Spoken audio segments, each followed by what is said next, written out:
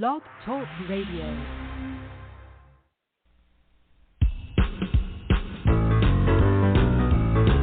The Alan Alford Sports Talk Show. The Alan Alford Sports Talk Show. Your host is here for the show tonight to interview our special guest. Show highlight. The Alan Alford Sports Talk Show. The Alan Alford Sports Talk Show.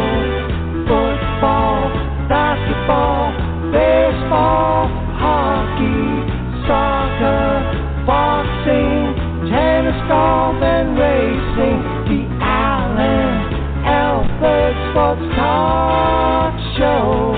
The Alan Alford Sports Talk Show.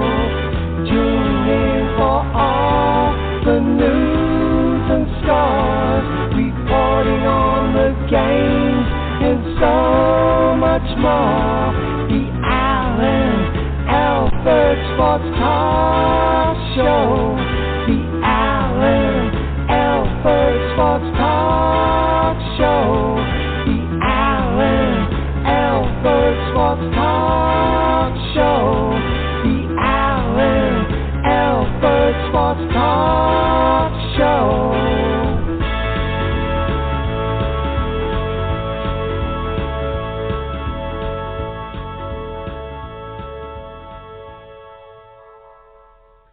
All right. Good evening, everybody. Welcome to another great episode of the Alan Alford Sports Talk Show. So glad that you can join us here tonight. We're going to have a fantastic show for you. A lot going on tonight.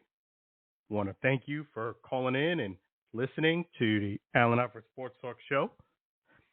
And definitely want to thank our fantastic sponsor, Chef G's Florida Barbecue Sauce.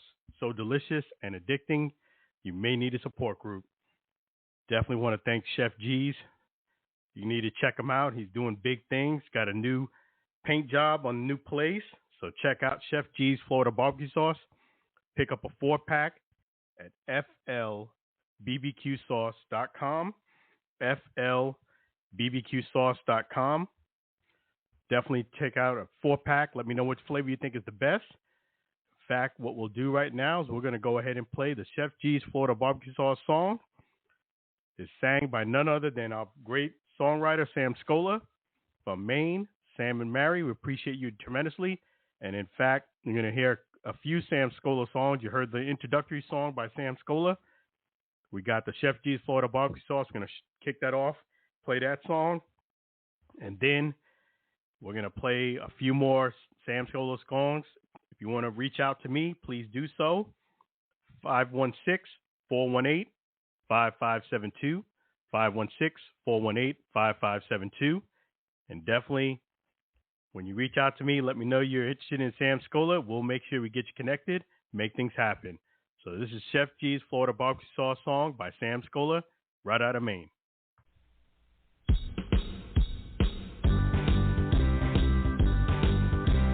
Comes in for variety, Chef G's Florida Barbecue Sauce, a natural flavor.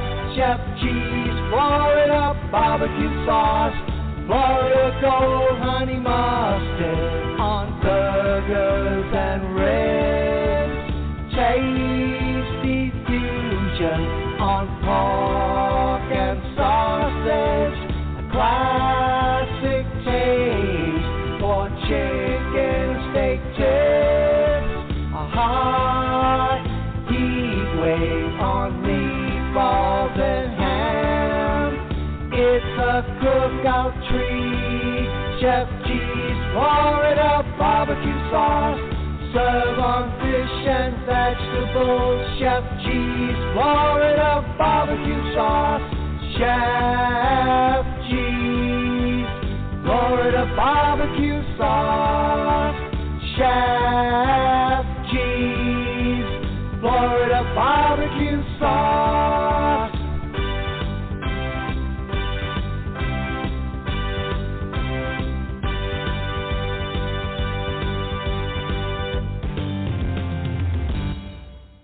right. Chef G's Florida Barbecue Sauce, FLBBQSauce.com, FLBBQSauce.com. Thank you again, Sam Scola. We really appreciate you and Mary from Maine. And we're going to go ahead and get the show started off right. We're going to bring on a great caller, fantastic, somebody we tremendously appreciate. Bring him on right now. Hey, how you doing so far tonight, Lou? Thanks, Alan. A lot. That's great. How you been? All right. Well, I can say for the Yeah. Yankees, though, who have not done that well. Oof. Yeah, Yankees are really, really struggling. In fact, that was going to be a big question to ask you is, what do you think the fate are with the Yankees and Aaron Boone? Well, depending on what happens with Judge, I mean, he could come back before this weekend's over. If they can get him on the right track, maybe the Yankees won't, have to worry about Boone down these last few weeks. But the way it's going right now, I don't think that his job might be in jeopardy.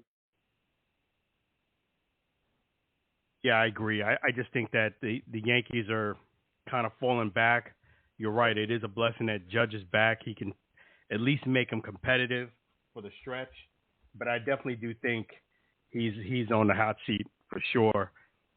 Yeah. I mean, at least it's a little bit better now. They're only 8 games back.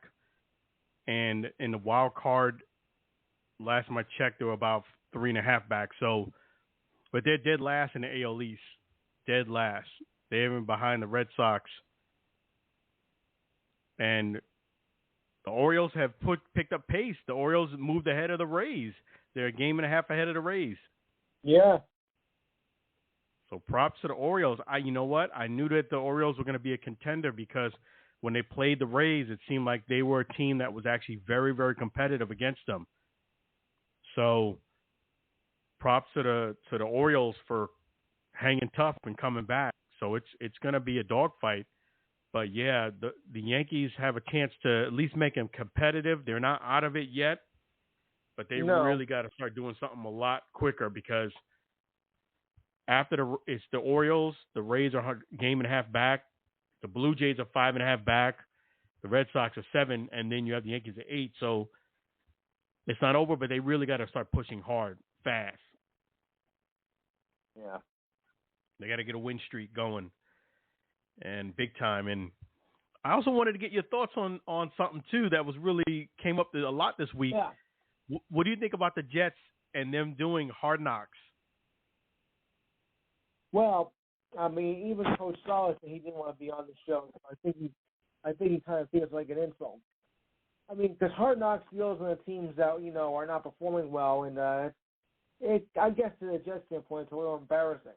But I'm anxious to see what what HBO will do with this with the Jets here. So I'm looking actually forward to seeing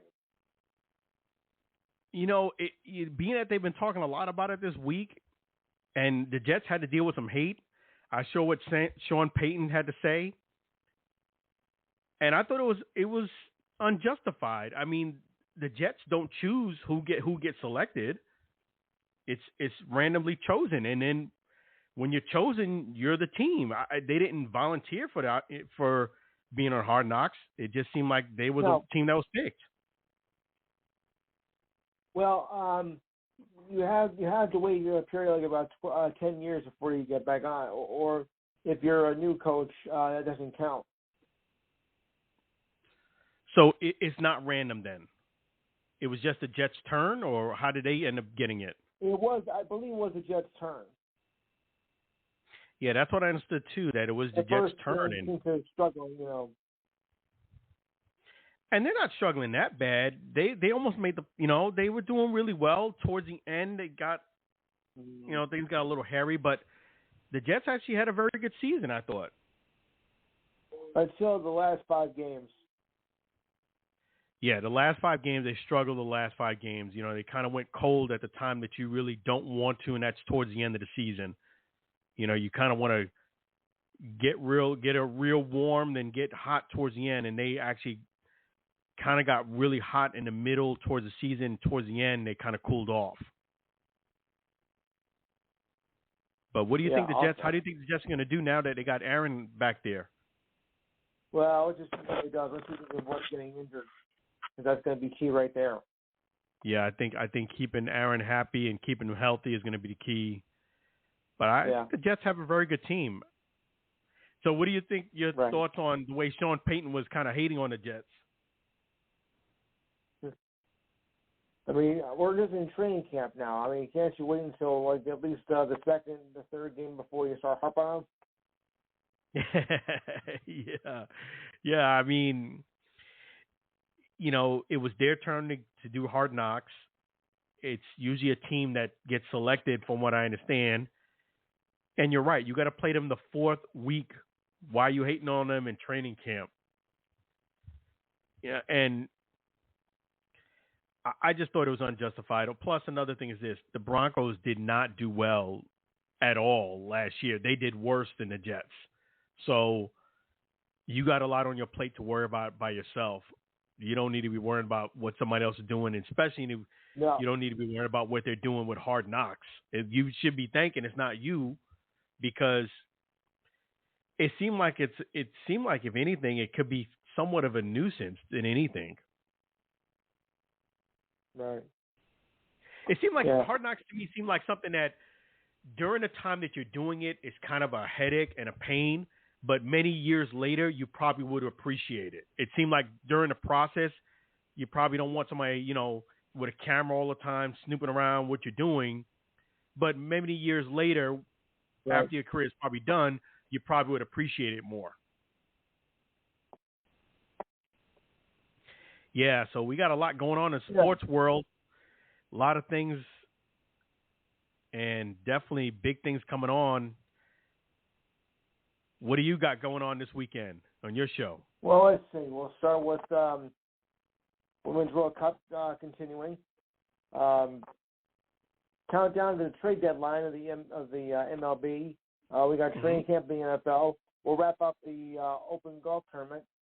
We'll also take a look at WNBA and UFC matches. I think there's a big fight coming up soon. And we'll also have, of course, the ridiculous sign of the week, the feel-good story of the week, sports trivia, this week in sports history, and, of course, the best and worst of July. On tomorrow's show, from 4 to 6 p.m. Eastern Time. Number to call is 512-543-4662. Don't forget, you can also check us out on YouTube. Go to YouTube and type in the Enhanced Sports Show. That's right, the Enhanced Sports Show on YouTube between 4 and 6 p.m. That's tomorrow, Saturday, 4 and 6 p.m. Eastern Standard Time Zone. That's Lou, the Enhanced Sports Show. Call-in number is 512-543-4662. Again, that's 512-543-4662. I'm going to be calling in. You guys need to call in, too. Yeah. Definitely. I have been making it, Alan, because I know last week you didn't make it. Yeah, I'm sorry I didn't make it last week. Last week, I was actually just got back from vacation, and it was kind of real crazy on my end. So I apologize. I couldn't make it. But, yes, I will definitely do that. You know what? It was one of those things, Lou, that I'm thankful I got back when I did, because when I got back, my water softener went out on Saturday. So I was dealing with a bad water softener and nothing nearly exciting. But I'm sorry I couldn't call in, but I'm definitely calling in tomorrow. You guys need to call in too, 512-543-4662. 512-543-4662, the Enhanced Sports Show, between 4 and 6 p.m. Eastern Standard Time Zone, and also YouTube. Type in the Enhanced Sports Show. He's got a fantastic show. I'm going to be calling in, expecting you guys to call in too. So definitely, I'm looking forward to a great time tomorrow, Lou. I hope so. I just hope when we get this rain, it won't cause our power to go out. Yeah, definitely. I'm praying that, the power doesn't go out. I know that you're getting some hard rain over there. We've had that happen quite often here in Florida, but yeah, hoping the power doesn't go out, because the show's got to go on. Well, I got my cell phone, so I'll try it from there as well if I have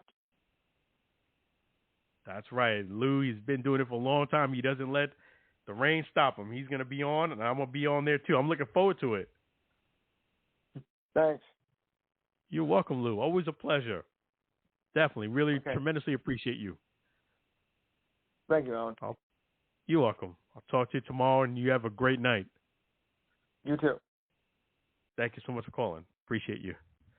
That is the great Lou from the Enhanced Sports Show. Really appreciate and tremendously appreciate Lou. Thank you so much for joining us on the Allen Alfred Sports Talk Show. You guys also have an opportunity to join us, too, at 516-418-5572, 516-418-5572. And we got a lot to discuss here Friday night. A lot of great things going on. And, you know, we'll even have another familiar voice here on the Allen Alfred Sports Talk Show. We're going to have Aaron, used to be my co-host. And we'll have Aaron a little bit later tonight. We'll talk about the Major League Baseball trades. We'll also discuss the Tampa Bay Rays, the Braves, and the New York Yankees a bit more. Give you some updates on that as well. So, yeah, we'll be joined by Aaron a bit later tonight. But, yeah, I wanted to talk some NFL football. So, the big thing that happened this week is that Saquon Barkley signed a one-year deal after he was talking about holding out. Even all the running backs had a collective from other teams, all the teams, for those who don't know, a lot of the teams, their running backs joined a Zoom call. This included Saquon Barkley.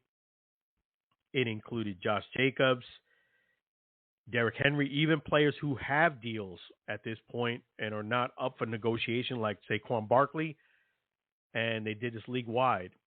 And they really were talking about maybe collectively holding out and making it so that force the owner's hand to pay the running backs, you know, more guaranteed money, longer contracts, and bigger, of course, contracts. After the talks, the Zoom talks, about a day or two later, Saquon Barkley decided to sign his contract and end his holdout. He was scheduled to hold out and not appear during training camp. He wasn't even expected because of contract disputes, but he did sign a deal. And I had said this last Friday that Saquon Barkley should sign a deal because I checked more into this. And a lot of people like to say, hey, you should do this, you should do that, you should have done this, you should have done that, when they're spending other people's money and they're not in the position of Saquon Barkley. You know, they like to say, you should do this, you should do that, you should have held out more, they should pay you more. Well, the facts are, I said it last Friday, I'm glad Saquon Barkley took my advice. He should go ahead and sign the best deal he can get with the Giants right away. Don't fall into that trap of letting your pride and ego and greed get in the way of what you have laid out in front of you. A lot of times, guys, I see it happen all the time. They'll let their pride, ego, and greed get in the way of their blessing. And what ends up happening is that ends up killing a huge blessing and an opportunity they have. Great example is Le'Veon Bell. Le'Veon Bell was flexing it, being greedy, thought that, he started talking like, hey, they throw me as many balls as the wide receiver, just as many. I should be paid just as much as a wide receiver and a running back. He's talking all types of nonsense. And he did hold out for a whole year to take less money for, the Jets at that time were not as good as they are now. They were a pretty poor team, and he signed with the Jets, coming from Pittsburgh Steelers. He could have been, from all accounts, a lifelong Steeler, and now we'd be probably talking about him going to the Hall of Fame. So he admitted years later that he made a mistake. But I pulled some numbers. Saquon Barkley at the beginning of the negotiation was offered a 3-year contract, not a 1-year contract. It was going to average around $14 million a year. $23 million was guaranteed. Then they kind of went back to the negotiation table. It went down to $13 million. And then it went down to about $10 million. And he signed ultimately for about a little bit over a $10 million deal. But you see the trend was going down. And on top of it, the Giants, one thing they didn't tell you is the Giants did sign another running back as a backup in between the time that they were going back and forth. So Saquon Barkley did the right thing and take the deal, because the NFL has made it very clear that they are not going to let running backs push the envelope as far as guaranteed money and year per contract, because they look at running backs as more of a commodity. And not only that, you're more injury prone if you're running back. And we all know what happens with the NFL once you hit the age of 30. They're not really looking to give you a contract. And if they give you a contract, it's going to be like pretty much what Saquon got, a 1-year deal. It's just a position that you take a lot of, it's a lot of beating. Plus, you got a lot of guys who want to be the running back. So it's supply and demand. Guys outbidded each other. So they usually save money on the running backs and give A, the quarterback a lot of money, and B, usually wide receiver or tight end or tight end. So I'm glad Saquon Barkley took the deal. He didn't listen to the people, play on the 1-year deal, ball out, stay healthy, then try to get another deal with another team if need be, or try to sign another deal with the Giants. If that doesn't work, at least you'll have a little bit more leverage to get maybe a 2 or 3-year deal possibly in the future. But if you hold out, it's going to be just taking a bad situation and making it 10 times worse. So props to Saquon Barkley for getting his money and signing his deal.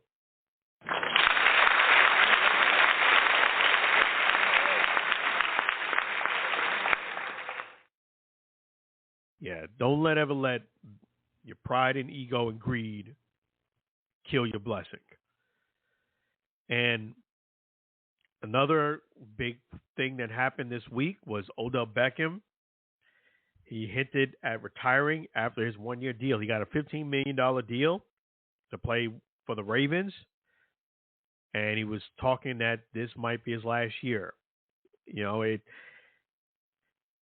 I don't know why guys feel a need to do stuff like this. I really don't. Okay, if this is going to be your last year, you should not be kind of floating that out there before the year starts. I really don't think that's a good thing for you to do, because now you got to answer this question throughout the season. You just got a very, very lucrative $15 million 1-year deal from the Ravens. I mean, you're playing with Lamar Jackson.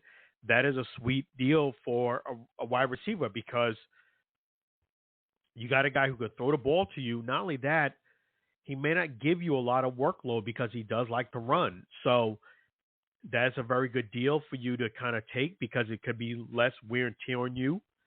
And you have a chance for the team to go deep in the playoffs, if not win it all.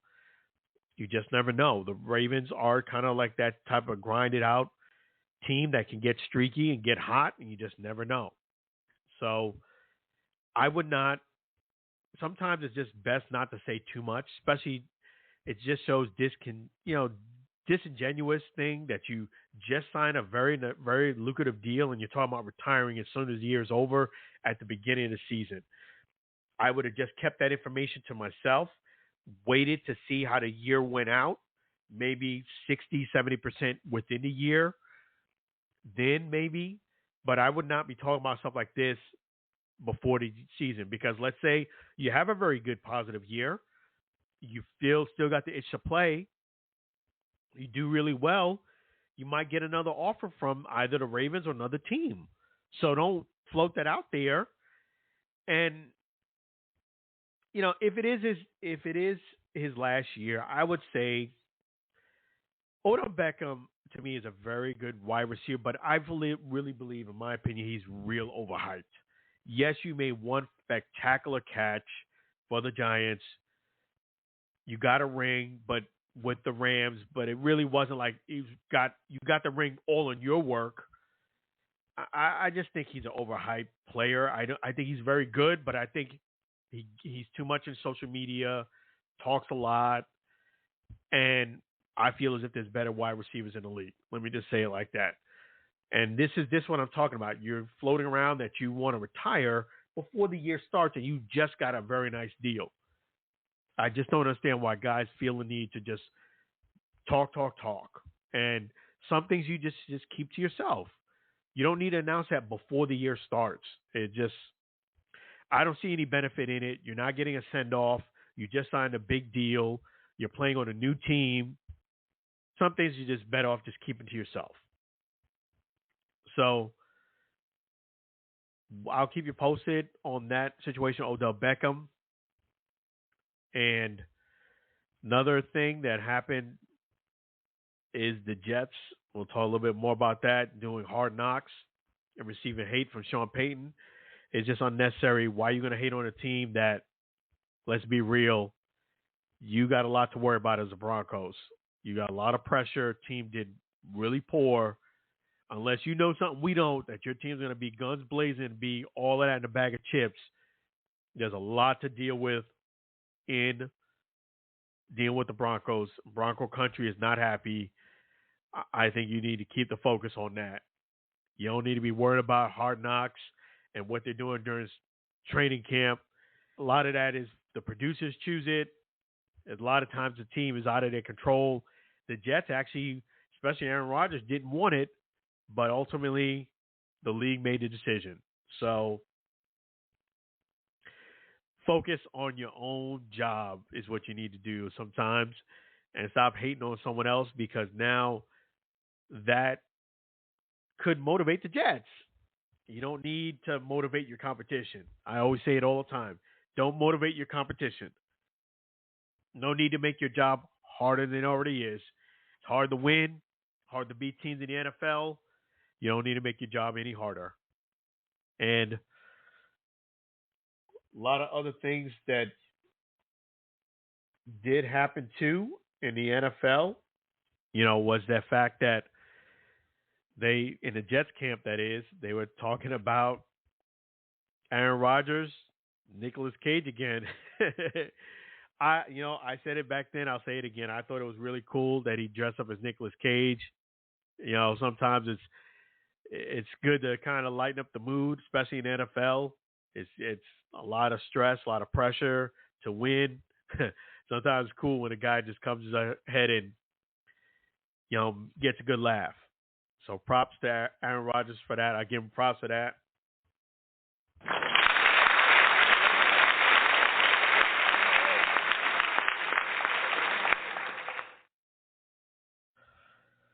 And more serious news happened during the week.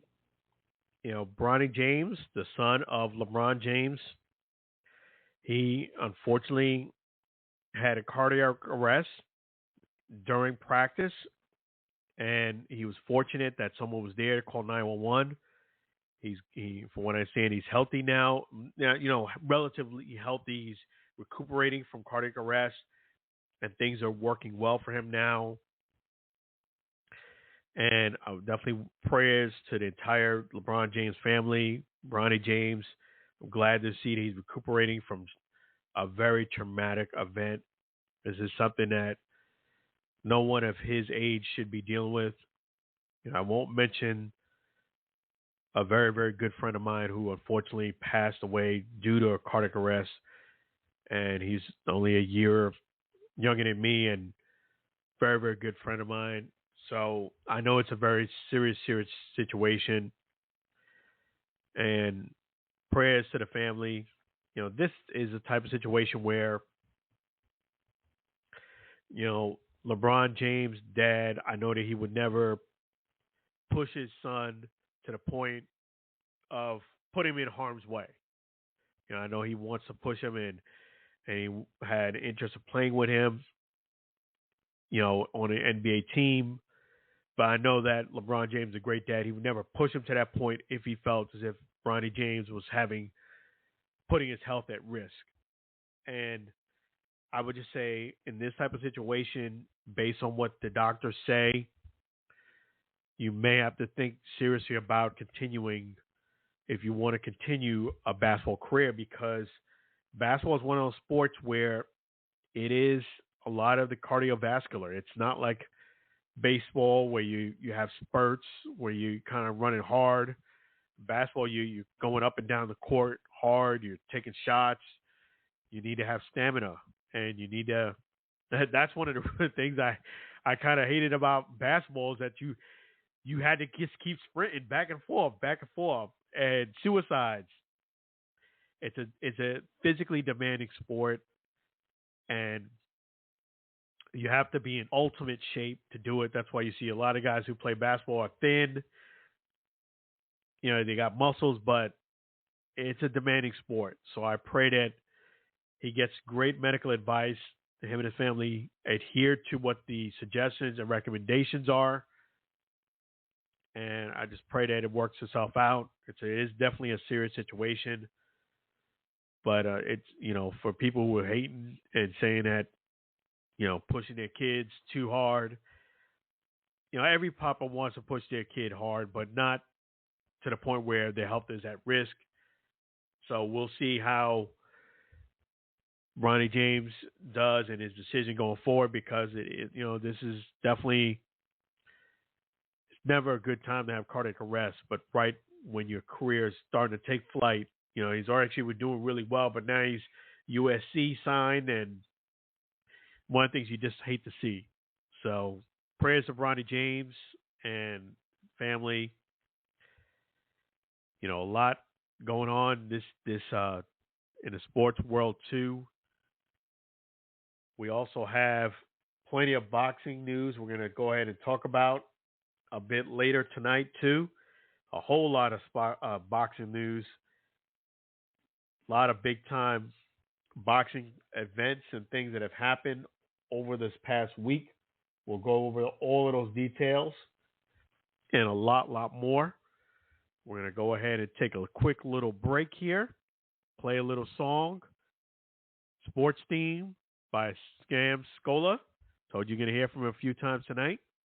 Sports Theme by Sam Scola, right out of Maine. Really appreciate Sam Scola and Mary. So we're going to play a little sports theme, take a little break, and we'll continue forward on with the Allen Alfred Sports Talk Show. We're just getting warmed up.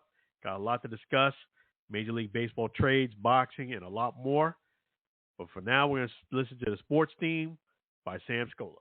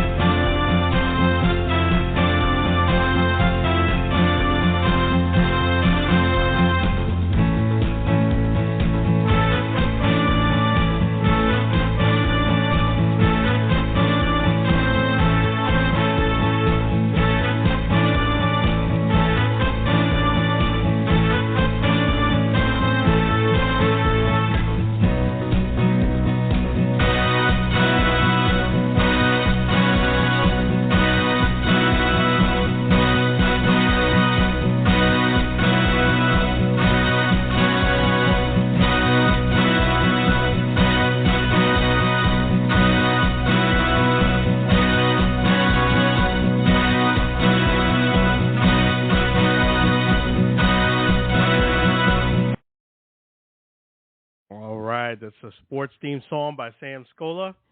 So, yes, a lot of great things going to be happening here coming up on the Alan Alfred Sports Talk Show. We're going to talk Major League Baseball trades and also the Tampa Bay Rays, Braves, and New York Yankee updates.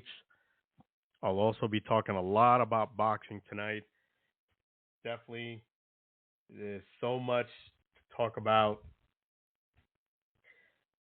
And there's a lot of things going on. One of the things that, kind of shed to light, I'll talk about now, is Amir Khan unfortunately got robbed for his watch in London, his home country. And this is definitely an unfortunate incident. It's really sad when anybody gets robbed at gunpoint, but it's even sadder when it's, number one, a guy as cool as Amir Khan is with the fans. This guy, is a professional boxer, but, I just really wanted to talk about this because I hated what some of the fans said that, hey, he's a pro boxer, like he shouldn't get robbed. You can have the boxing skills in the world. If someone has a gun pointed not even 6 inches from your face, you are even worse off than a guy with a knife at a gunfight, as they would say. Because, yes, you got hands, but you're going to have to hit the guy quite a few times. And he was with someone else, too. There was, I saw the footage. There was really nothing Amir Khan could have done.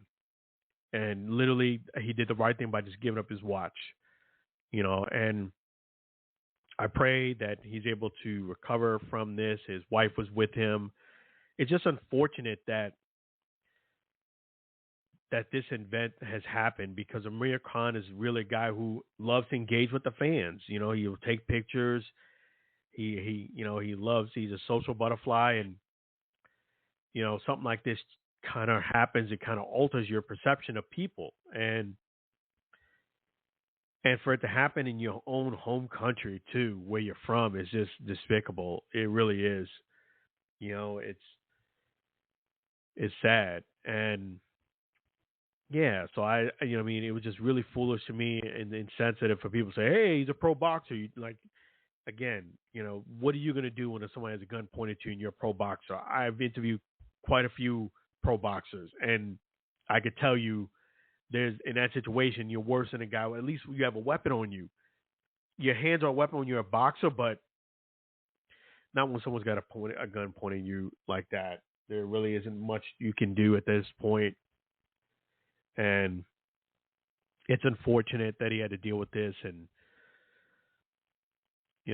Amir Khan, if I saw him walking the street, I'd ask him for a picture. I mean, it's just sad that we live in a society that, the good news is the two assailants did get arrested. Each of them got an average about 8 to 10 years, and it's just foolish. I mean, guns in the UK are very, very strict. That's one great thing, is that, you're not going to get away with it, so to speak, because they have extremely strict gun laws. But they did catch the assailants. At least that's silver lining. So they do have to pay the penalty for their crime, which is about 8 to 10 years. They're very stiff, and they gave, the watch back. So it's just a traumatic experience that he had to go through. I feel bad for him that he has to. I pray that he gets the counseling and the help that he needs, because things like this can change people. And we were just talking about people signing autographs, and last week about Patrick Mahomes. Sometimes when you are a person who, when you're a celebrity or athlete, you become a target, and not all people are bad. Some people are just really, really excited to see you and meet you and take a picture, and really don't mean any harm. They want to meet you on a great impression, leave with a great impression, but you get some bad apples. It's kind of like that movie, said, you let the good in, you let the bad in with the good. And that's unfortunately what happens sometimes when you're an athlete. But yeah, that was something that did happen this week. It is confirmed, so definitely props to Amir Khan. I mean, you know, he'll fight anybody. I mean, the thing about Amir Khan, he's a showman, and a lot of times I feel as if he'll just take fights just to kind of get a big payday. He really knows he doesn't have a chance to win, especially you know, I give him an A for effort. He has, you know, it's not just me seeing it or saying it. The man has a glass jaw. I mean, literally, he has a glass jaw, but he'll get in the ring with anyone, and he'll take his loss and get his payday and keep it moving as if nothing happened. So, you know, he's an epitome of get knocked down and get back up. He'll just keep getting back up. I mean, man, he really. I mean, he probably. I would have to say, when I really think about all the pro boxers this is on a funny note, of all the pro boxers I've ever seen, I think Amir Khan got the worst glass jaw. I mean, the man, you hit him with a punch flush and he's going down. He is going down like a sack of potatoes. I mean, so, but definitely, just trying to shed some light on a bad situation. Props to Amir Khan and his family. I'm glad that nobody got hurt. Him and his wife are okay. You know, he got the guys got caught, and you know, this is tough when you had something like this happen in your home country where you were raised. So that's terrible. I mean, I hate to say it, but I'm from Brooklyn, New York, rough area. I've gotten robbed a couple times, actually about 3 times, and all in my home country. So if that's any solace that it happens, they say people got more love for you when you're away from home than you are when you're at home. And that's unfortunately how the case is. So props to Amir Khan, and man gets knocked down, but it keeps on coming. And then, we have our former guest, Seniesa Superbad Estrada.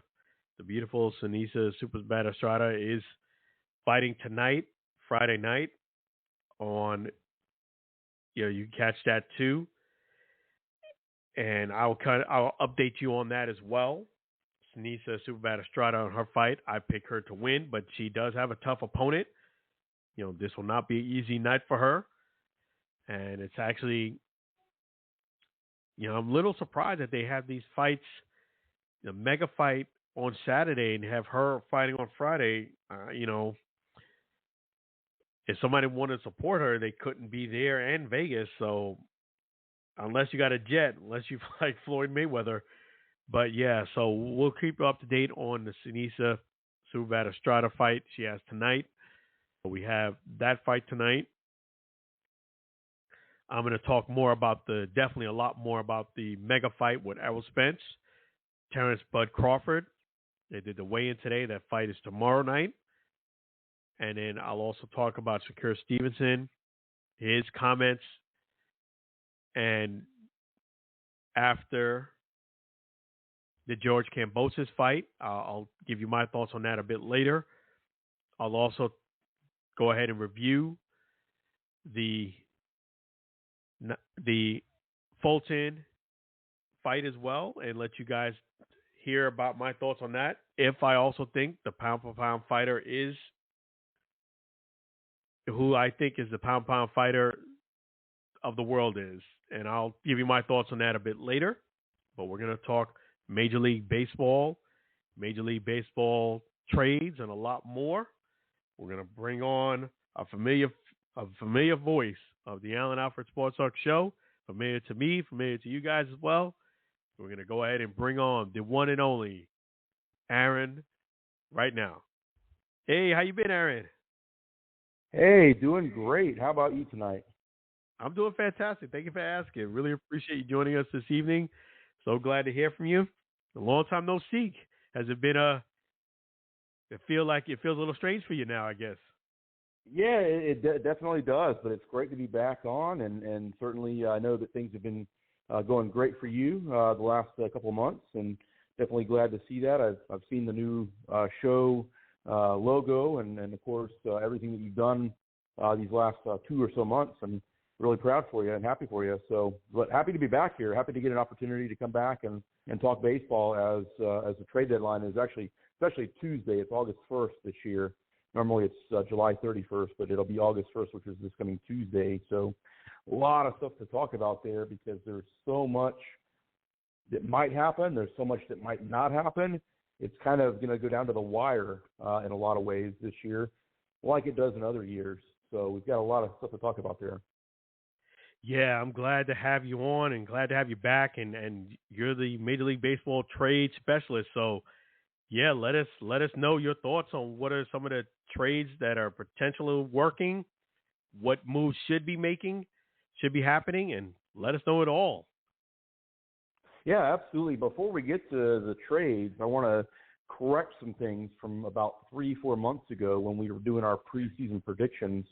2 things that I'm clearly going to be wrong on this year. I thought the Cardinals were going to win that Central Division. They're probably going to be selling here by Tuesday as far as pieces that they can trade. And then the other one is I picked the manager in Cincinnati. Give me a second to pull his name back up here. David Bell. I picked him to be the first manager to get canned this year, and he just signed a 3-year extension with the Reds. So it just goes to show you that, we project these things and predict these things, and they don't always happen. But I wanted to throw that out there because it was kind of sticking out like a sore thumb. So, but right into the trades, the biggest name we've been hearing about for the last probably a year now, and really more so in the last, I'd say, 2 months, 6 weeks, somewhere in that vicinity, is Shohei Ohtani with the Angels. It looked like maybe a month ago they were definitely going to try to move him. Now it appears, Alan, that they are going to hold on to Shohei Ohtani. Angels are going to go for it here. They just picked up some pitching. They are trying to keep everything together. And, the weird thing or the strange thing, I guess you could say, is because in the last couple of years baseball has changed the number of teams that make the playoffs, you now have more teams that are hanging in there. So there's really only going to be maybe 8 to 10 clubs that are going to say, hey, we're out, we're not making it in. Teams aren't going to shop at players as much as they had in the past. It used to be there's only 4 teams that got in. Now with the expansion of the playoffs, more teams are going to let it go down to the wire. So Shohei Ohtani is off the market unless something critical changes. I don't see him going anywhere. In fact, the Angels at some point may get Mike Trout back, and they might be a team that can push for one of those playoff spots. On the other side of things, the New York Yankees, and I think both of us thought they'd be in a much better position. They may hold things where they are now, but they do not look like they're in a very good position at this point. They're 5th place in the AL East, which, over 500 to be in last place. That shows you how good that division is. But the Yankees are in a really unique position. They're not normally a team that sells. We don't normally see them shedding payroll or trying to get rid of players. Normally they're buyers. They normally go out and try to get pieces. I think the next 2 to 3 games, so basically tonight, tomorrow, and Sunday, is going to determine what they decide to do. There's been some rumors that Juan Soto of the Padres, because the Padres seem to be out of the race there in the NL West, and maybe even out of the wild card altogether, might move on from him, and New York will be a good landing spot for him. There's some other pieces. Now, we've seen a couple of deals, Alan, that have gone down in the last 1 to 2 days. In fact, looking over the notes that I have here, looks like, let's see here. The Dodgers made a big deal earlier today. They got Lance Lynn and Joe Kelly, so a starter and a relief pitcher, both from the Chicago White Sox in a deal. You also had the Astros reacquire reliever Kendall Graveman, excellent relief pitcher. That's going to be the key, I think, this final 2 months of the season is starting pitching, and probably even more so those relievers. Those relievers are so important nowadays. Because starters, Alan, they only go 5 innings, 6 innings, so you've got to get guys that are going to be able to close these games out. And as we get to the critical point of the season, especially as hot as it is out now, guys are starting to wear out a little bit more. So you're not going to see starters necessarily go 6 or 7 innings like we're accustomed to. You're going to see guys go 5 innings, maybe 5 1/3, and then you got to make sure that bullpen is built up for, for the remainder of the ball game. So I expect some things to happen. I want to get your opinion, though, on where things are as we sit here on July 28th. Is there a team that you're surprised is playing so well? Is there a team you're surprised is playing not so well? Is there somebody in between? Yeah, there is a little bit of it all. Team will start with the Yankees that I feel as if they're really struggling is the Yankees. You're right. They're in a peculiar situation in the fact that they're in dead last in that division. The Aaron Judge is back, but you're right. They still are not out of it, but they got to start getting hot really fast because that is a tough division to make the playoffs. I am surprised that they're this far back. It does look a little bit better being 8 games back than it was a few days back where they were 10 double digits. But yeah, the Yankees are a team that I'm surprised are struggling as bad as they are, being last place around this time of the year. It's still not over. And the Orioles, I'm not surprised they're doing well. They actually taken over first place now, and they're a game and a half above the Rays. I watched them play against the Rays, and it seemed like they matched up really well with the Rays right here in Tropicana Field. So I'm not actually surprised they came back and took over first place. It's still the Rays still in it, only a game and a half back, but that is a tough division, the AL East. So props to the Orioles for doing their thing and taking over the division against a really hot Rays team. What are your thoughts about the Rays and what they're doing? Well, and they cooled off. If you look at where they started, obviously 13-0, that was obviously going through the middle of April. And then I think it was from like May 29th up until the first week of July, because I was actually at a game there on July 8th against Atlanta. And the Rays were a 500 team from May 29th all the way up until July 8th. So they basically just played 500 baseball. And that that's why having a hot start matters, though. I mean, they played so well in those first 13 games, and nobody thought they were going to go win 120 games or what have you. But to me, they've still got some holes. I think that just like any team out there who's a playoff contender, their bullpen is going to be the thing that most teams are going to need to try and pay attention to. I mean, you want to make sure that you got that enough pitching, and you can't win without pitching in this league, as we all know. So, but I think it's a 2-horse race there in the AL East right now. I think Baltimore, very complete team. I really like them. They're a young ball club. They were not very good last year, but everybody kept saying, okay, well, you've got, a handful of young prospects that are going to start popping up here in the next 1 to 2 years. Have one of the best young catchers in baseball, in my opinion, and he's done a great job this year, and I think he's been their leader. They kind of remind me a little bit of the 2009, 2010 Giants in terms of just kind of coming out of nowhere in a sense.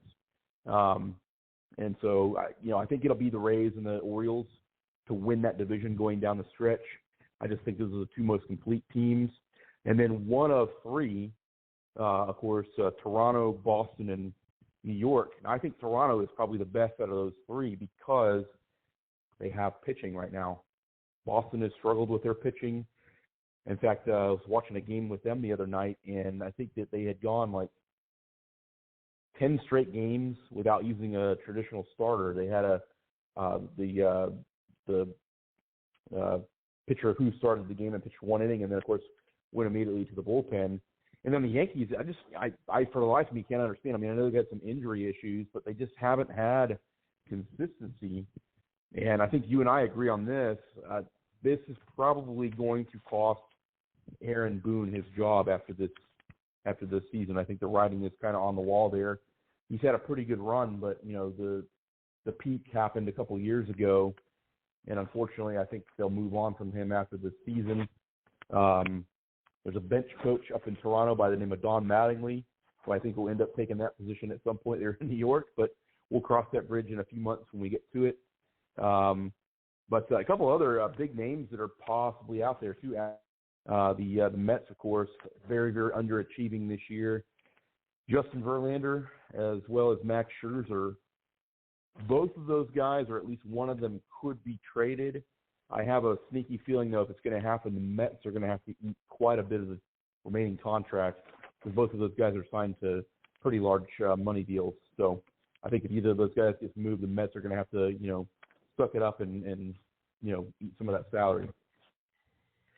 Yeah, the Mets are really, really slid off. I mean, just think last year they were doing really well. They're 17 games out of behind. It's just that's even worse than the Yankees. That's pretty bad. And you're right. I mean, a lot of things have happened, and the Pirates, they were doing so well off to a great start. And now I have to say you were right. The Pirates had a hot start. Now they're last place at 11.5 games back. Yeah, I think with the Pirates, the thing about it is you got to stay consistent throughout the whole entire year. Good to get off to a good start. I think that team has certainly turned the page in terms of being a contender, but you can't just contend for 2 months. You got to contend for all 6 months of the season. And the NL Central is a somewhat forgiving division because it's not one that you're going to see a team win 100 games in. But I like the Reds right now. I like David Bell. I think he's a good manager. Cincinnati has a lot of good young players that have come up the last couple of years. Ellie De La Cruz is the big one that came up here earlier this year, the big 6'7" left-handed hitting shortstop. And he's been a real good piece to that team. And they've got a lot of other good young talent there as well. But you got a veteran at first base, Joey Votto, who is 38, 9, or 40 years old. And, this might be his last chance at being on a contending team. So I think it's a good thing to see them there. Milwaukee, they're certainly right in the thick of things as well. And then, the Cubs, I think the Cubs at this point could be a wild card team. They're going to have to really play pretty solid ball in the last 2 months of the season, but they feel like they're right in it, that they can at least be in striking distance of a wild card spot. The team I'm probably the most disappointed in this year would be the San Diego Padres. This is probably the third or fourth year in a row they've had a really, really talented team. All the pitching they have. I mean, look at all those bats in our lineup, for lack of a better way to describe it. They've got a lot of talent there, and it's just not coming together. And I mentioned Juan Soto before. I won't be surprised if Juan Soto does get traded. It'll be a half-season rental, of course, because he's a free agent after the season's over.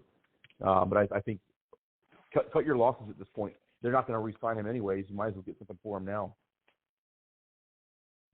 Yeah, you're right. I mean, if you are out of it and you're that far back, might as well take advantage. Juan Soto is definitely somebody who you can get a lot of value for.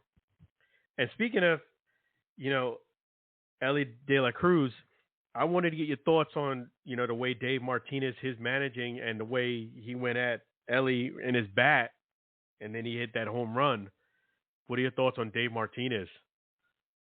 Well, I like Dave Martinez. I think he's a good baseball guy, good manager, certainly a World Series winner a couple years back with the Nationals. Sometimes you have to play mind games with the other team. That's sometimes how you have to go about it. I think what you were referring to happened, I want to say it was about 3 weeks ago. Right. Yep. He had that unique, it's a piece, I think it's to stabilize the bat from vibration. I think that was something that Dave Martinez wanted to question. Dave Martinez has been one of the most animated managers this year. He's had a few, interesting, run-ins with the umpiring crews. He had the one where he crept down behind home plate and was trying to show the umpire where the pitch was at. This has been a bad year for Washington baseball, without question. I was up there about 6 weeks ago, and this is a team that's in rebuild mode right now. They sold off, most of their big talent. Obviously, a couple years ago, they traded away Max Scherzer as well as Trey Turner. They traded away a year ago Juan Soto, who we were just talking about before, and obviously a few years back they lost Bryce Harper to free agency, so their window closed here pretty quickly after they won that World Series. And so now it's kind of like, when you're frustrated, if you're winning and you're frustrated, it's one thing. When you're frustrated and you're losing, and they've had some games that they've lost in a frustrating manner, it's not that hard to see a big league skipper react that way. He wants to win every game that he possibly can. So I don't blame him. As far as why he did that with Ellie De La Cruz, I don't know.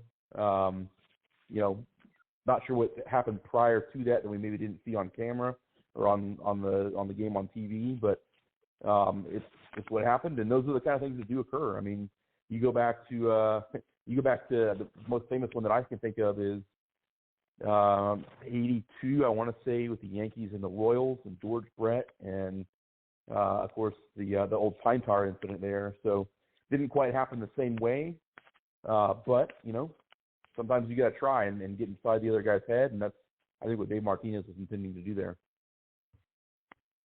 Yeah, I mean that's his epic. And the Pine Tar incident, you pulled out the classic. I thought he was gonna kill that referee. I I mean, I really did. I thought he was gonna kill that referee, man. Well, and the nice thing, we're going back 40 years here to when that 41 years, in fact, 1982 when that occurred, and the Royals actually played the rest of that game under protest, and they ended up making the rest of that game up because the league ruled in favor of the Royals at a later point. And I want to say they finished that game later that year. It was like August of that year when they finished the game. The original game was in May, I want to say, of 82. And so what ended up happening is they played that game with basically nobody in the stands because it was played on an off day. Both the Royals and, of course, the Yankees had. And, of course, that was Billy Martin's thing back in the day. He had no problem getting inside the other guy's head and trying to, rile up the other team, outthink them, outguess them, and then also just simply make them mad, which I think he did a pretty good job of. So that was basically Dave Martinez here recently doing his best Billy Martin. Didn't quite work, but, good try. Yeah, you're right. I mean, that was 1983, and 83. Okay, yep. I was off by a year. Whatever. Yeah, and he did. For the people, they did play it on the protest, like you mentioned, and he did get credit for that home run. Yeah, and those who don't remember exactly what that was about, Billy Martin felt that and it's a similar thing with the bat. Billy Martin felt like there was too much pine tar on the bat, and I believe the rule back then was that the pine tar could not go further up the bat than the length of the plate. Well, the plate is 17 inches. Most bats are going to be between 32 and 34 inches in length. So basically about roughly half the bat from the handle where the hitter holds the bat all the way up to the middle of the bat can have pine tar on it. Now, the reason for that rule, if people don't remember this part of it, is back, many, many years ago, long before you and I were around, and they were a little more conservative on equipment and baseballs and things like that. Part of the reason they made that rule was so that teams weren't wasting a lot of pine tar. They were trying to cut down on usage. So that rule actually had no bearing in terms of, whether somebody was cheating or trying to take advantage, or some of the things we talk about now with like sticking stuff on a pitcher's hand.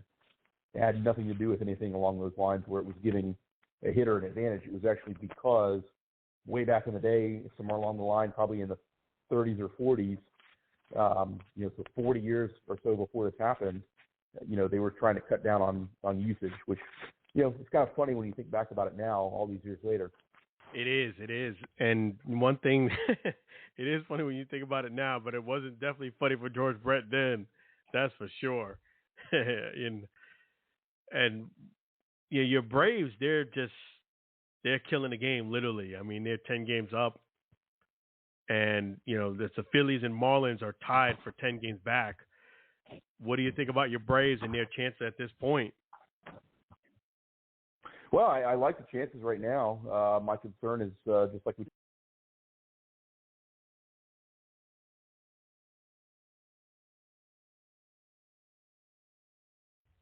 Oh, it fears that we have lost Aaron there. Call dropped. But definitely we'll we'll hear back from Aaron and get his thoughts on the Braves. I know he's a big Braves fan, for those who don't know. And I know that he's got to feel happy about the Braves sitting 10 games up. Still a ways to go, but, you know, a lot of teams would love to have double-digit, you know, lead. And, yeah, with there being so many games, you can't get lax or complacent. You got to keep winning because you can get caught, and we've seen that before. You got to hang on, and it's, you know, teams with a hot start doesn't mean they're going to end up winning the division or take it all the way home. So you just got to keep grinding.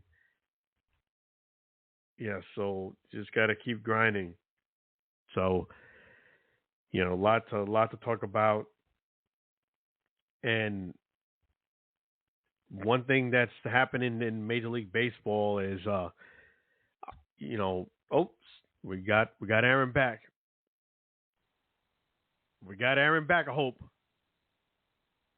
Yes, we do. Sorry about that. Cell phone service sometimes likes to be a little tricky. So as I was starting to say there, you know, you're asking about where the Braves are. I like where they're at, but I'm just as concerned about their bullpen as I would be anybody else's at this point. That's been kind of a Achilles heel, really, for the last probably month or so. That's been the thing that you got to try to stay away from. Try to outplug the other team, and that hopefully helps out. So right now they're beating Milwaukee in the bottom of the 8th inning, 10-7, and hopefully they can hold on and win. So, I mean, yep. So, I mean, definitely you got to feel good. It's still a long way to go. But I would have to say the Mets being 17 games back is really probably the shocker in that division. Yeah, I expected them to be in at least more of a contention than where they're at. That's obviously surprising there. I thought Atlanta was in a better position coming into the season because they're a more complete team. They round out better. They also have more experience. They've been doing this for a while. They don't overreact when things aren't going right. They kind of try to stay evenly keeled, and I think that's one of the big things. They have a consistent manager in Brian Snitker. He's done a great job these last 6 years, and unless something really drastic changes here in the next 2 months, they're going to win their 6th consecutive division title. So we mentioned, I mentioned Fred McGriff. We mentioned, I spilled the beans there on that one. We mentioned George Brett a few minutes ago. I wanted to throw my shout out again. I know we talked about this about 6 months ago. Fred McGriff going into the Hall of Fame here this past weekend. I don't know if you got a chance to watch that or not, but you know what a great event. Very, very happy for him. One of my favorite players growing up as a kid, still one of my favorite players to this day. And I was very delighted to see him go into the Hall of Fame and listen to his induction speech. He was very humbled and kind of the same kind of guy we always watched on the field. He kind of had the same reaction giving his induction speech as he did as a player. He was very kind of soft-spoken, and but it was nice to hear him, you know, be able to speak there and again go into the Hall of Fame, well-deserved. Yeah, absolutely. Fred McGriff is a guy that was well-deserved to get it. He just came up during, I feel as if the kind of like bad time of baseball, and he definitely deserved to get it. I'm glad and happy for him. I did not get a chance to watch his speech yet, but I have heard both Fred McGriff and Scott Rowland's speech were awesome. I am definitely going to watch both of them. But props to Fred McGriff. I got a chance to meet Fred McGriff, take a picture with him. This is before he got his Hall of Fame induction, and props to him. I mean, it was good. Props to the Veterans Association for making this happen, because he could have been one of those guys who got looked off by the wayside many, many, many years that we all would have been saying he should have made it but didn't make it. And for him to get a unanimous vote through the Veterans Association, you know, it's kind of like a pat on his back that he really deserved to be there. So props to Fred McGriff. I'm going to give him a round of applause, in fact, for his induction to the official induction now to the Hall of Fame.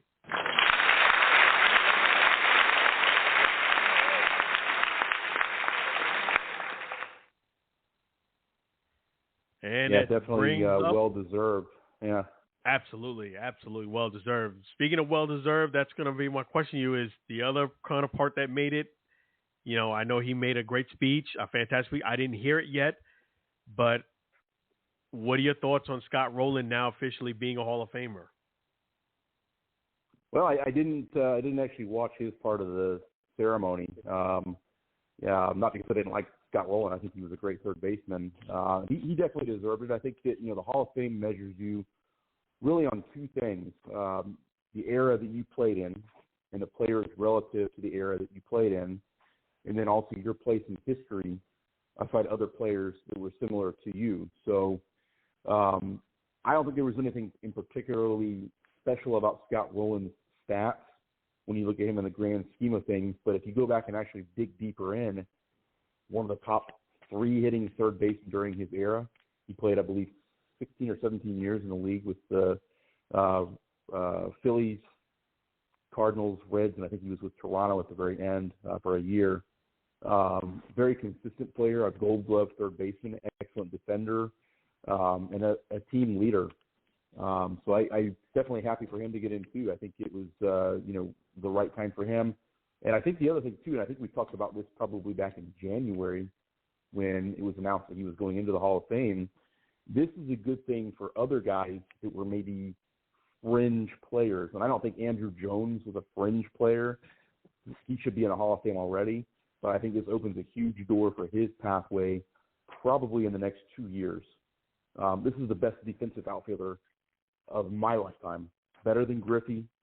He was the Willie Mays of this generation that just passed us here. And so Andrew Jones, just for his defense alone, all the runs he saved, catching, robbing home runs or robbing extra base hits in the gap, making a great play, making a great throw.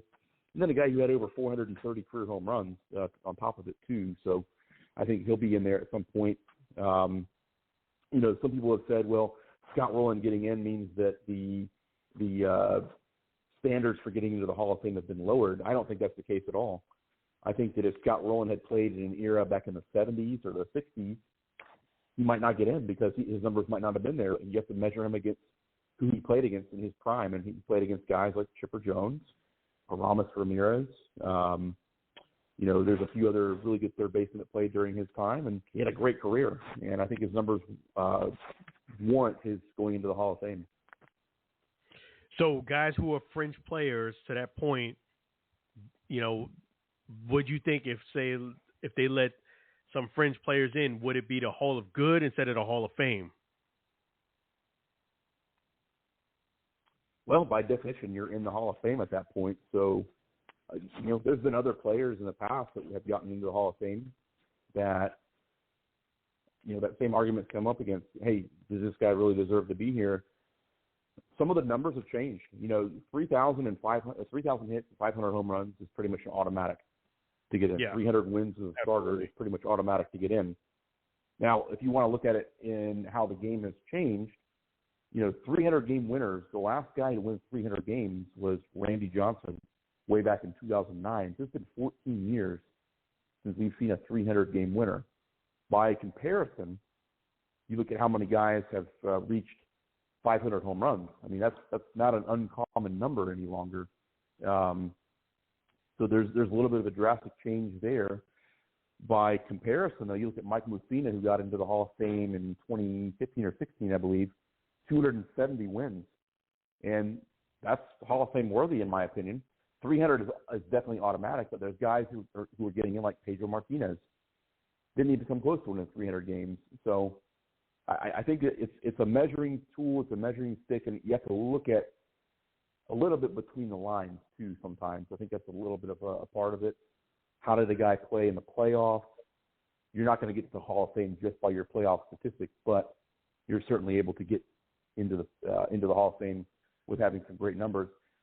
A fair comparison or a fair argument would be Kirby Puckett. He retired in 96, I want to say, or 97, and he was well short of 3,000 hits. I think he had 22 or 2,300 in a 12-year career. He got into the Hall of Fame, and a lot of it had to do, of course, he had to retire early with the eye issues that he had. Again, somebody like Sandy Koufax, 166 wins, less than 175 wins in his career. He's a Hall of Famer. So, again, it's a measuring stick of who you played against in your career and where you are historically. Another guy that I think will eventually get in, hopefully, is going to be Dale Murphy. I think he's got to be pretty high on that list here before too long. Yeah, so definitely, as long as you're saying that they're not watering down the Hall of Fame, I know that you keep an eye on those stats. That's always encouraging. And one guy who I would feel the Hall of Fame. I was going to say, I think the Hall of Fame would be getting watered down if if we were seeing 8 or 10 guys every year going in. That would be a problem for me. It's the elite of the elitist of the elite, if you will, the Hall of Fame. And so when you only see 2, 3, 4 guys a year going in, and some of those guys have waited, like Fred McGriff did, for almost 20 years to get into the Hall of Fame, that's, to me, worth it.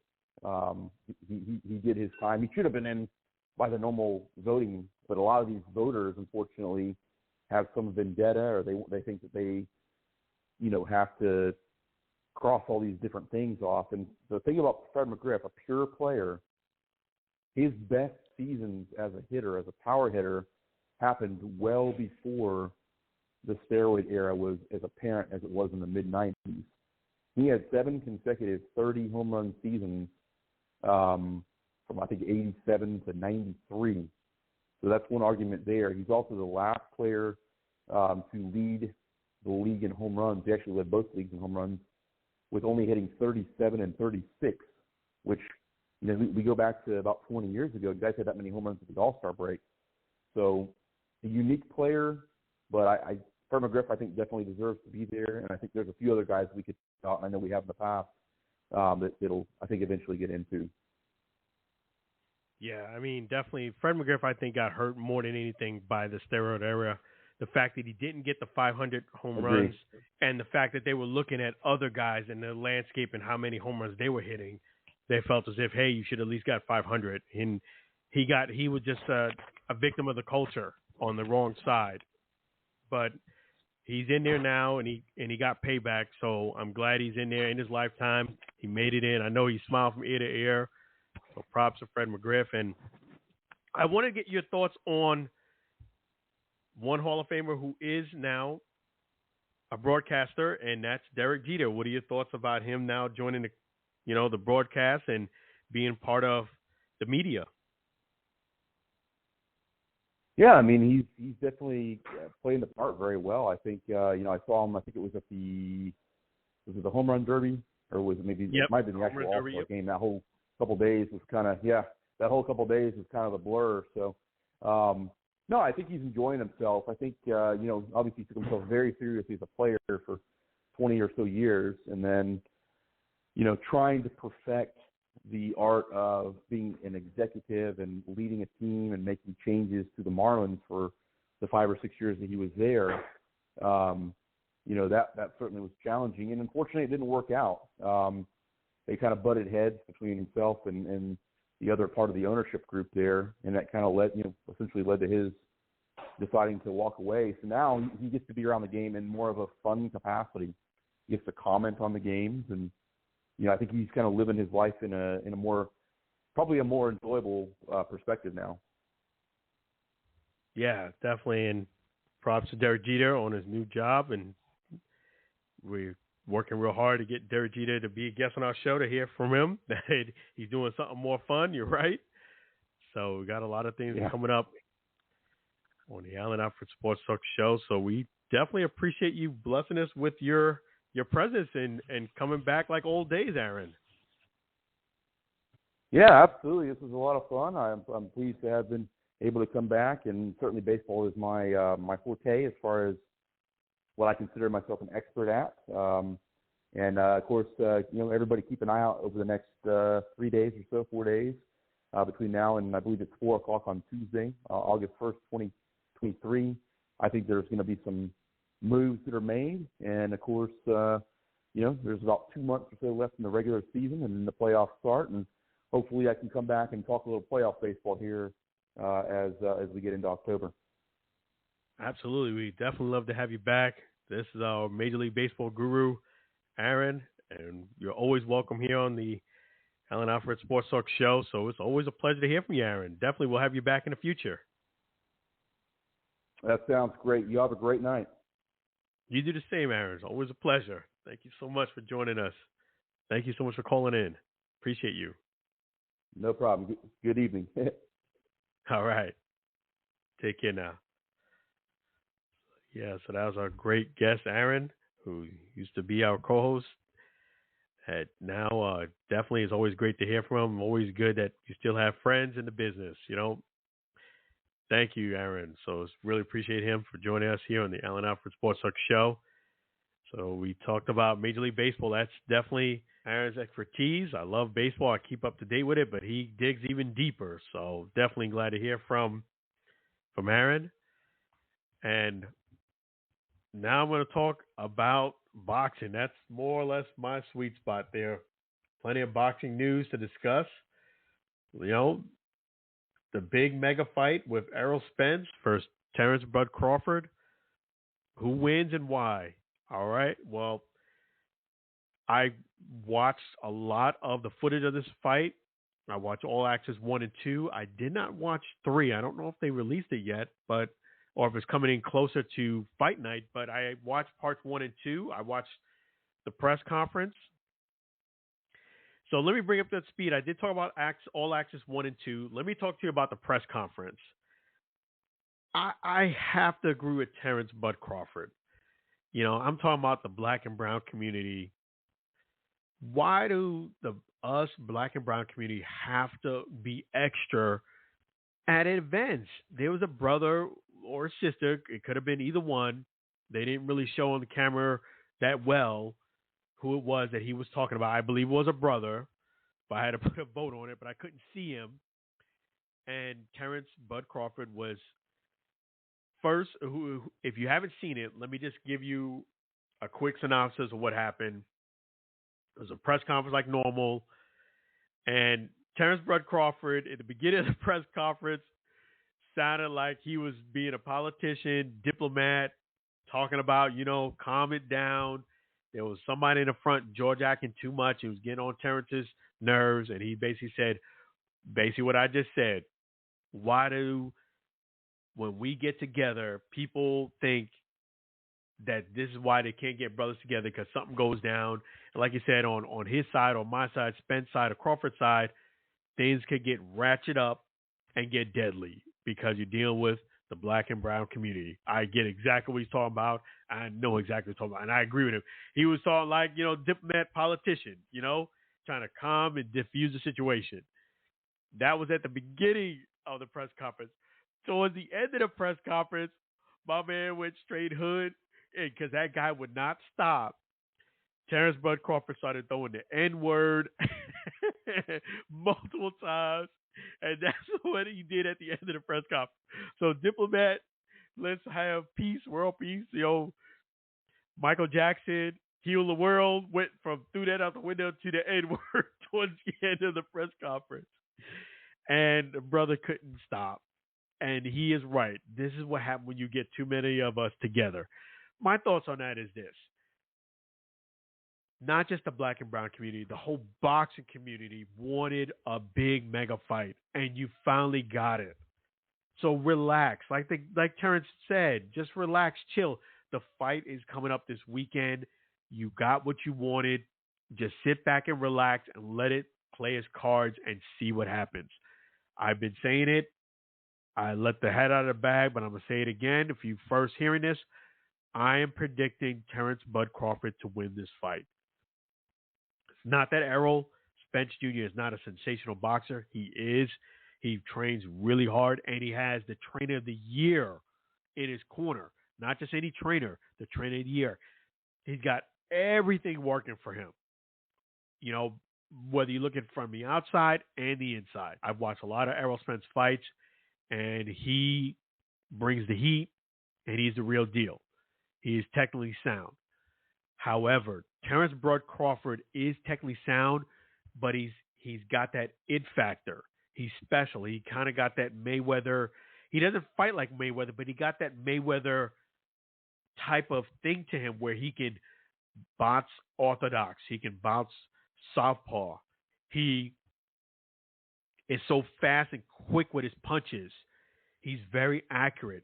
He's very elusive. He's athletic, and he's just hard for you to kind of game plan against.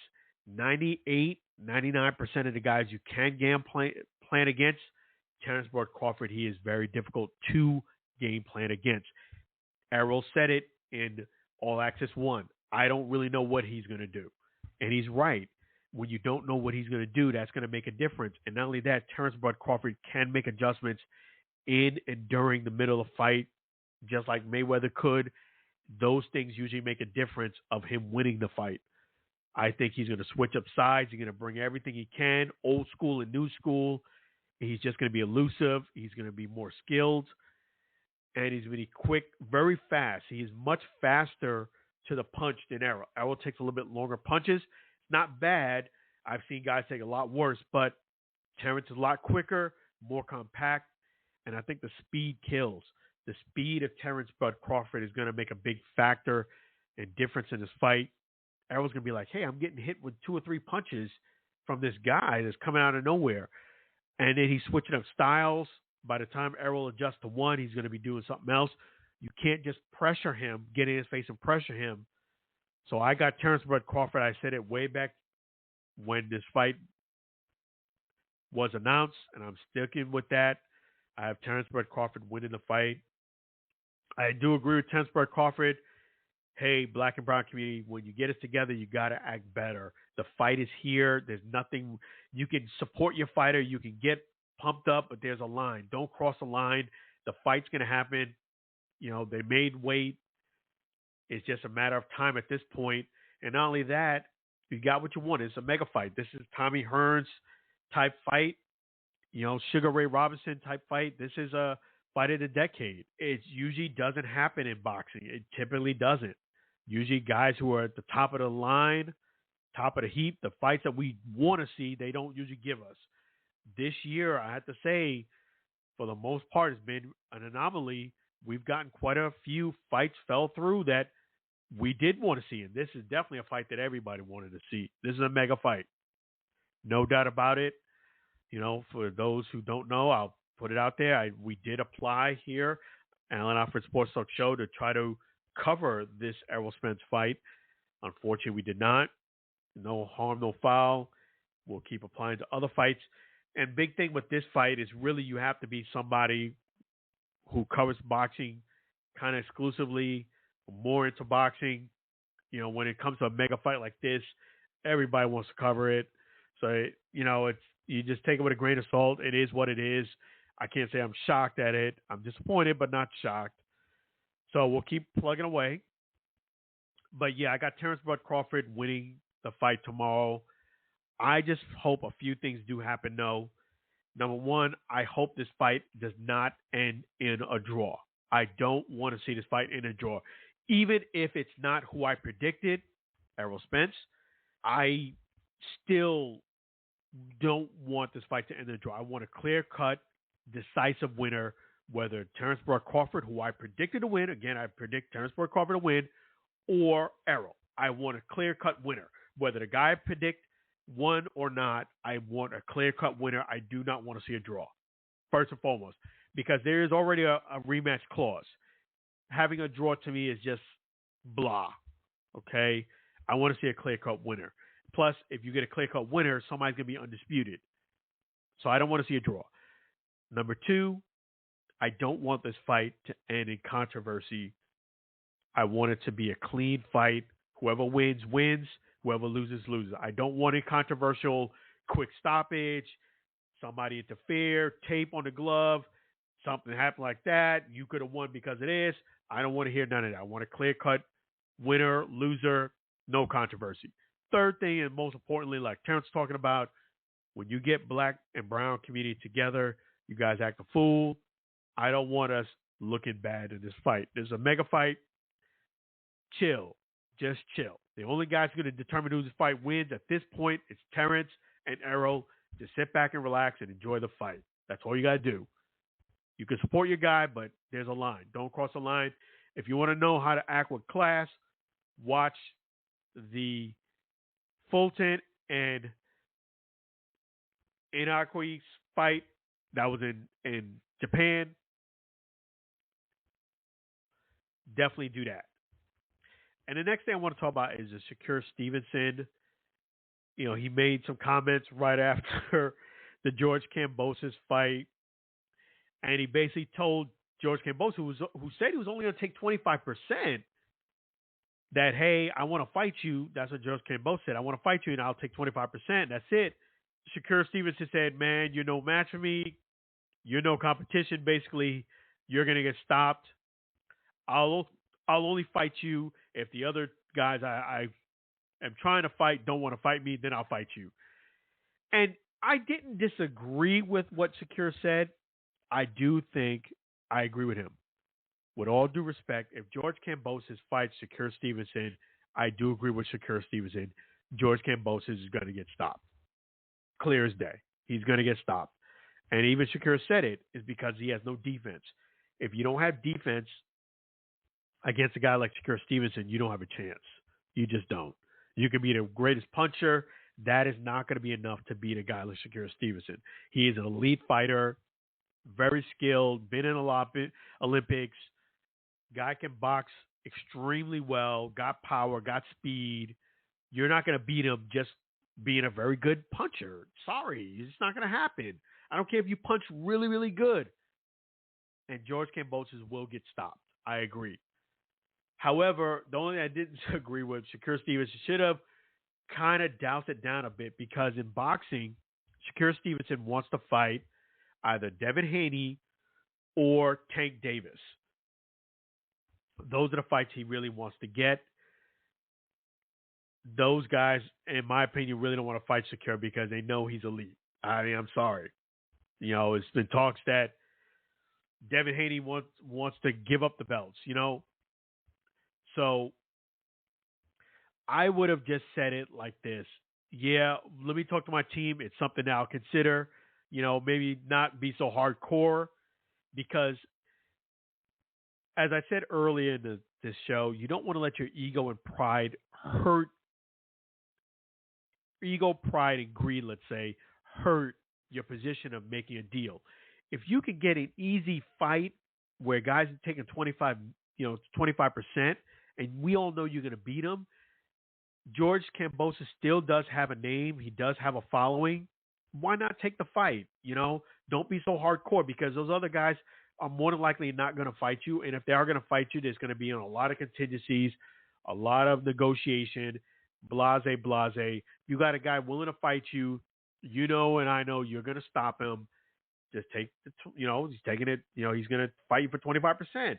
Go a little less hardcore and make a business decision and say, all right, I'll consider it. I'll talk to my team, and we'll go ahead and go back and see if it makes sense. Give them the company line, and this way you can keep them engaged for you to get a nice payday. Why not take a payday, especially an easy payday if you can? People would see Kambosos fight you. I do think, yes, you're going to beat him, but hey, it's still an easy payday. Why not? And then we had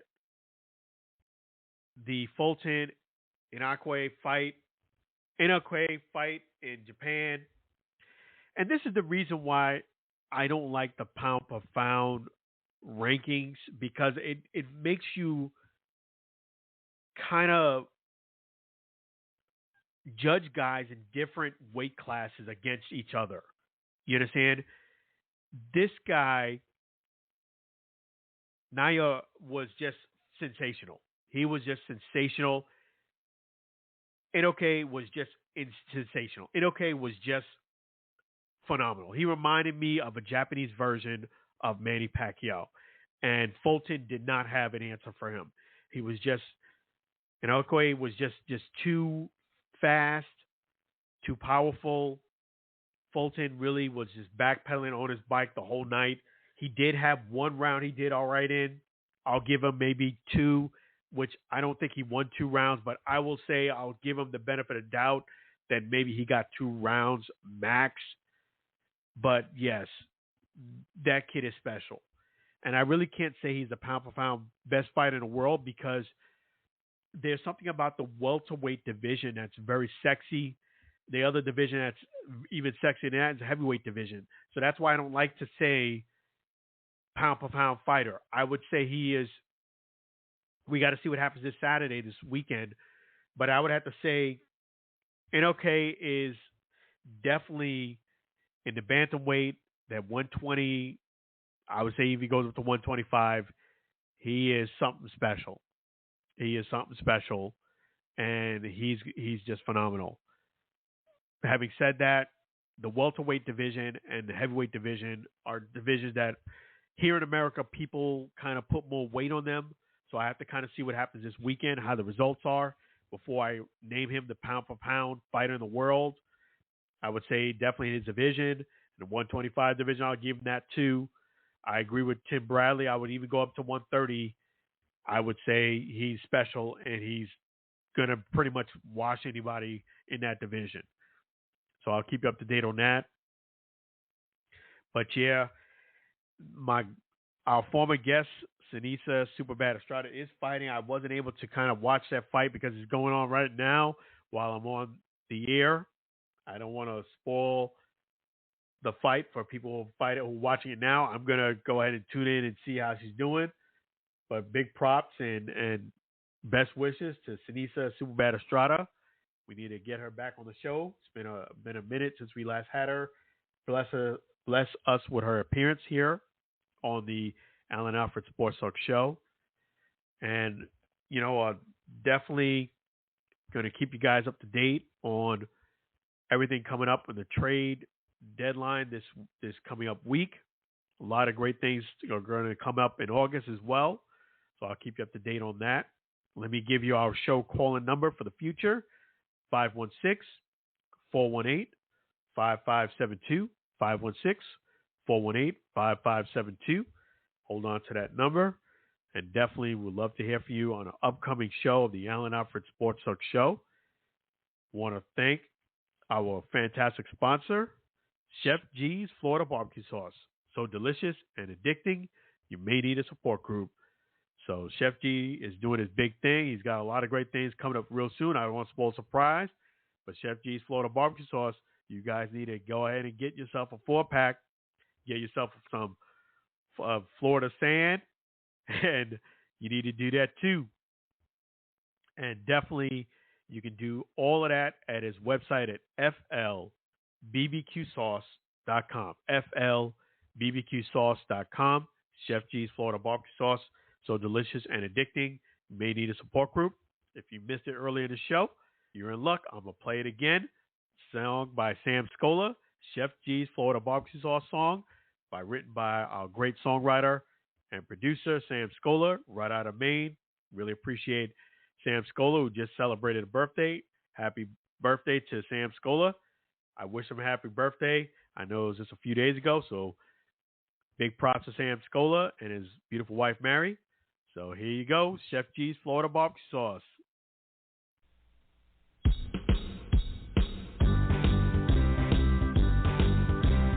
Comes in for variety, Chef G's Florida Barbecue Sauce, a natural flavor. Chef G's Florida Barbecue Sauce, Florida Gold Honey Mustard on burgers and ribs, tasty fusion on pork and sausage, a classic taste for chicken steak tips, a hot heat wave on meatballs and ham. It's a cookout treat. Chef G's Florida Barbecue Sauce, serve on fish and vegetables. Chef G's Florida Barbecue Sauce, Chef G's Florida Barbecue Sauce, Chef G's Florida Barbecue Sauce.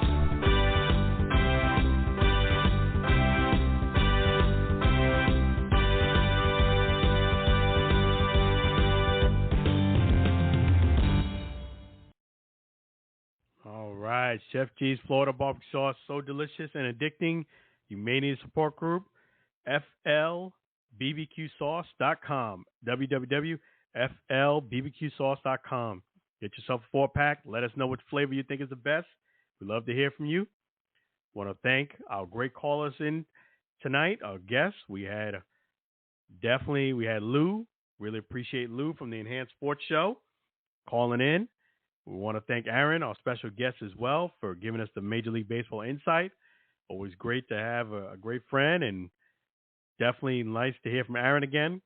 So appreciate Aaron calling us in, and appreciate you guys for listening to the Alan Alfred Sports Talk Show. Appreciate all your likes, your comments, and definitely follows and subscribes. If you haven't done so already, please subscribe to our YouTube channel. It's just real easy. Alan, just type in the search bar, Alan, A-L-A-N. Again, that's A-L-A-N, and then the last name is Alford, A-L-F-O-R-D. Type in Alan Alfred, pop right up.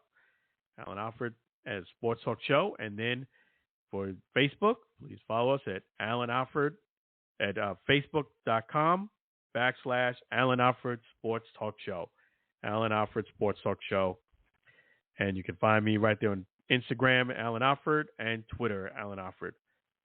So definitely, it's always a pleasure having you guys and definitely doing this show. This is the last show in July. Last show in July.